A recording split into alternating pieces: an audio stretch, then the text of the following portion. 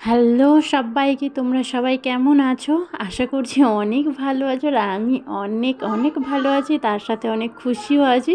কারণ কি বলো তো, আজকে আমি বেরিয়ে পড়ছি ঘুরতে। শুধু আমি না, আমার পরিবারের আরও সবাই রয়েছে।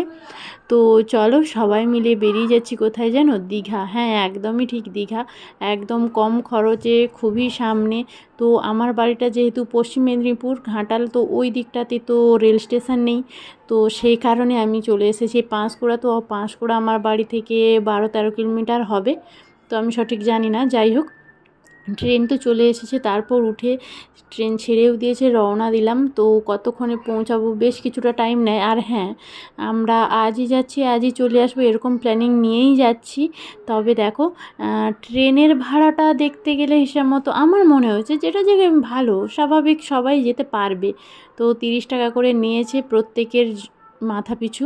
তো আমি আমার মেয়ের জন্যও টিকিটটা নিয়েছি, কারণ ও 5 বছরের উপরে হয়ে গেছে, সেই কারণেই টিকিটটা লাগবে ওর।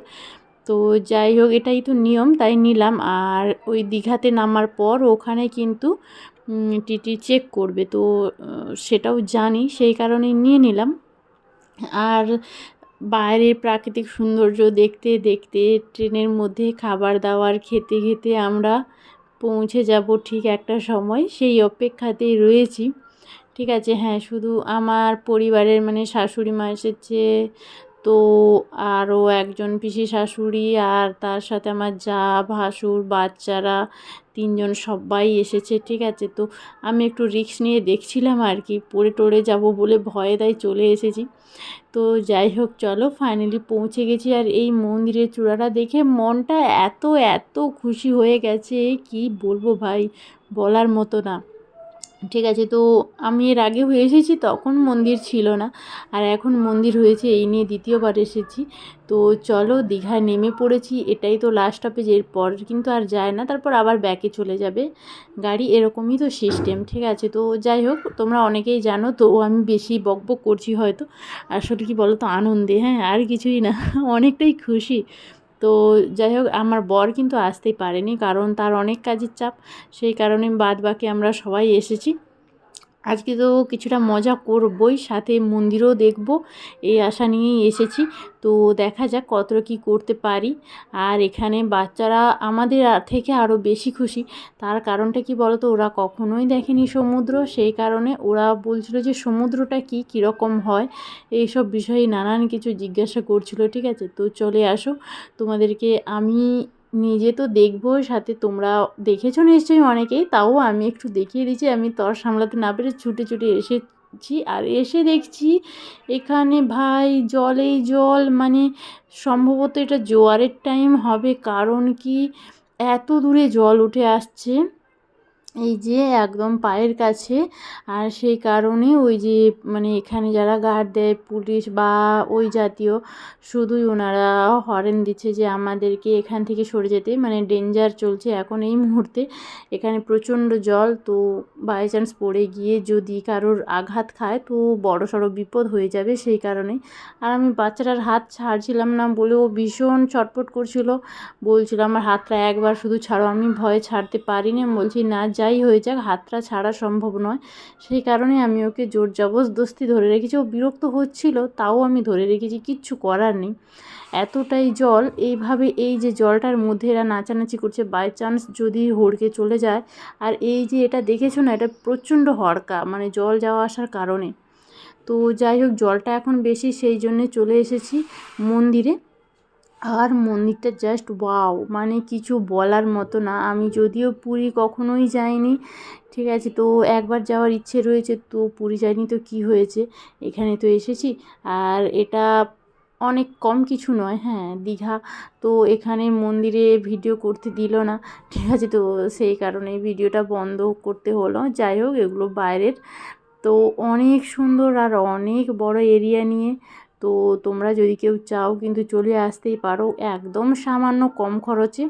ট্রেনে করে আরোই সুবিধা, প্রত্যেকটা মানুষেরই সুবিধা। ঠিক আছে, তো আমার শ্বশুর যেহেতু হাঁটা চলা করতে পারে না ভালো গাড়ি ছাড়া, সেই কারণে আমার শ্বশুরকে নিয়ে এলেও খুব একটা অসুবিধে হতো না, চলেই আসতে পারতো, কারণ ট্রেন লাইন যেহেতু সামনে, আর এইটুকুনি দীঘা তো খুবই সামনে। ঠিক আছে, ট্রেন লাইনের পরেই নিউ দীঘা তো পড়েই যায়। তো যাই হোক চলো। আর ভেতরটাতে মানে মন্দির ঠাকুর দেখে আমার মনটা একদমই ভরে গেছে, বলার মতো না।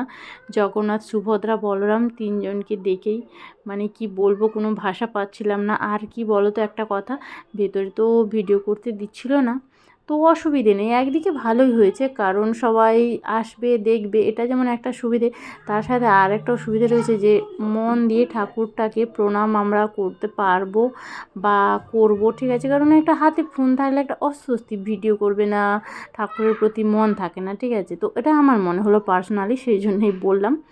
তো যাই হোক চলো, তারপর দেখার পরে সব কিছু তো আমরা আস্তে আস্তে করে বেরিয়ে যাওয়ার চেষ্টা করব, কারণ কি অনেকটা দুপুর হয়ে গেছে। তো এরপরে খাওয়া দাওয়া আছে, তো খাওয়া দাওয়ার পর তারপর আবার একটু সমুদ্রে নামবো। হ্যাঁ, বাড়ি তো যেতে হবে না এখনই, হ্যাঁ ঠিকই বলছি, আমি সকালে এসেছি, 7টার ট্রেন, 7টার সময় ট্রেন ছিল, আর এখন বেরিয়ে যাব আমরা 4টে, 4:30টার ট্রেনে, ঠিক আছে। তো এরকম ডেলি ট্রেন রয়েছে পাঁশকুড়া থেকে, তো ডেলি রয়েছে। তো আর চারপাশে কোথা থেকে কি রয়েছে আমি জানি না, তবে পাঁশকুড়া থেকে ডেলি ট্রেন রয়েছে, সকাল 7টায় রয়েছে, 8টায় রয়েছে, কোনো অসুবিধে হয় না।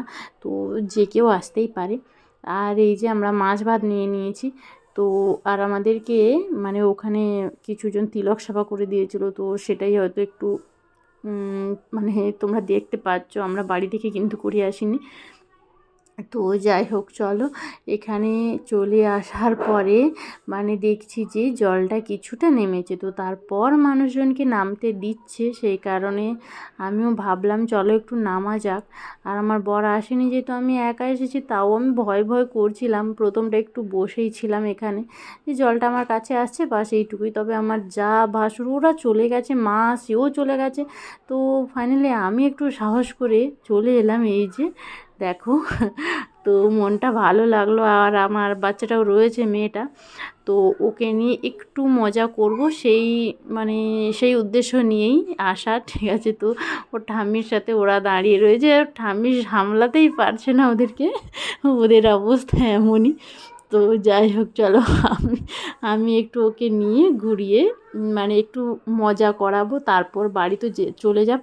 আর হ্যাঁ, আমার যা ভাসুর আর তার বাচ্চারা ওরা থাকবে বলে আজকে প্ল্যানিং করেছে, ঠিক আছে, অসুবিধে নেই, আমি মাকে, পিসি শাশুড়িকে সবাইকে নিয়ে চলে যাব বাড়ি। তো এরকমই একটা প্ল্যানিং, মানে এখানে এসে প্ল্যানিংটা হয়েছে। তো যাই হোক চলো, আর মজা তো অনেক করছি। আর তার সাথে ঘোড়াটা মানে এতক্ষণ ছিল না জানো, এই এলো, তো আমাদের আবার বাড়ি চলে যেতে হবে, তো সেই কারণে আর বেশিক্ষণ থাকতেও পারবো না, আর বেশি কিছু দেখতেও পাবো না। তবে আমার মেয়ে একদম জল থেকে উঠতে চাচ্ছিল না, ওকে জবরদস্তি নিয়ে এসেছি, ওঠার পরে বাচ্চাগুলো থরথর করছে, ওদেরকে হয়তো হাওয়া আছে তো একটু ঠান্ডা ঠান্ডা লাগছে, এই যে দেখতে পাচ্ছ অবস্থা। তো চলো যাই হোক, আমি এবার রুমে গিয়ে ফ্রেশ হয়ে তারপর এই যে ট্রেনে বসে পড়েছি, আর ফাইনালি ট্রেন ছেড়েও দিয়েছে, তার সাথে মেয়ে ঘুমিয়ে পড়েছে। হ্যাঁ, তো চলো, এই যে ট্রেন ফাঁকা, এখানে সবসময় ট্রেন ফাঁকাই থাকে। তো চলো, আজকের ভিডিওটা এ পর্যন্ত, সবাই ভালো থেকো, সুস্থ থেকো, সবাই ঘুরতে এসো দীঘা। তো আবার আমি আসবো, এরকমই প্ল্যানিং করে নিয়ে যাচ্ছি। তো চলো, সবাইকে টাটা, দেখা হবে আবার অন্য কোনো একটা